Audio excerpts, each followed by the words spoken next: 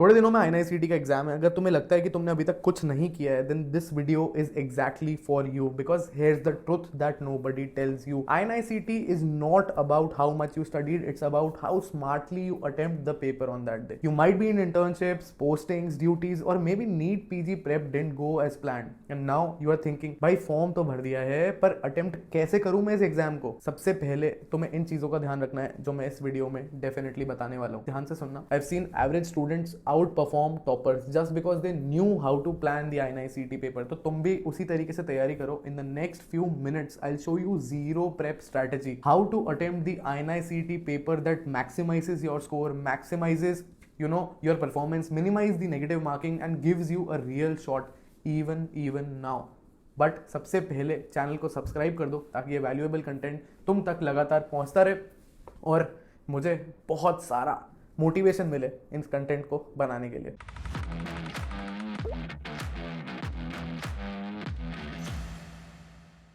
Let's crack NEET PG together।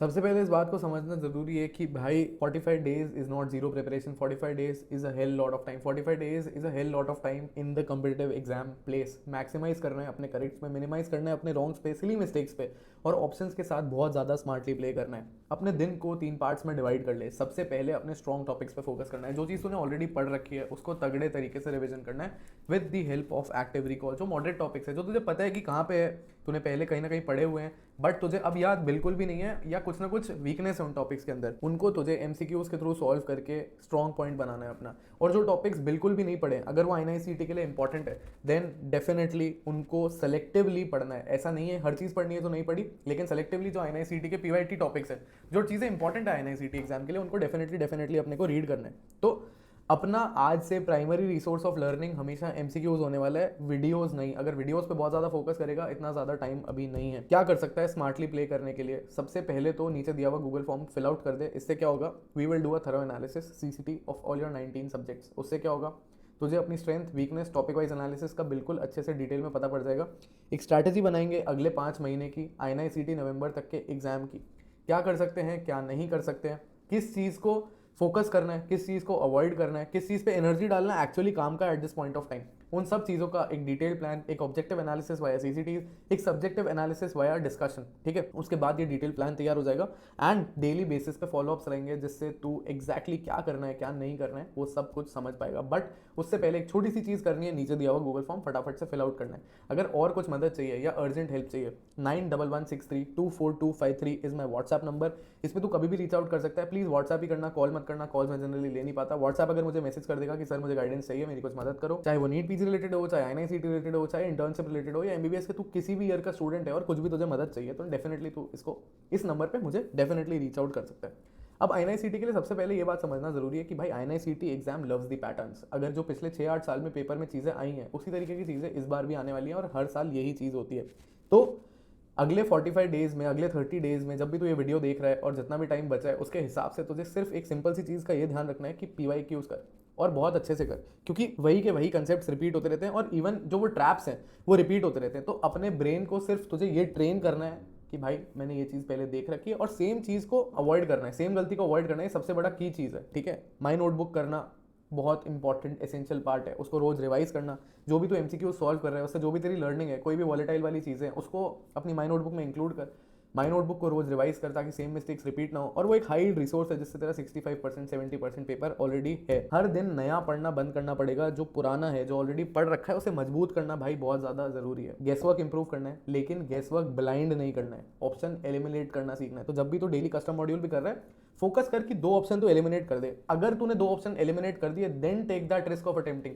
If you think कि भाई तू टोटली क्लूलेस है, तू 3 ऑप्शन, मतलब तू एक ही ऑप्शन नेगेट कर पा रहे है और अब तीन बच रहे, do not attempt that. There is a 33% negative marking in the INICET exam. Of course we need to go for 190 plus, but ऐसा अंधा भी अटेम्प्ट करके कोई फायदा नहीं है। ठीक है, and you need to practise these things in the daily MCQ solving.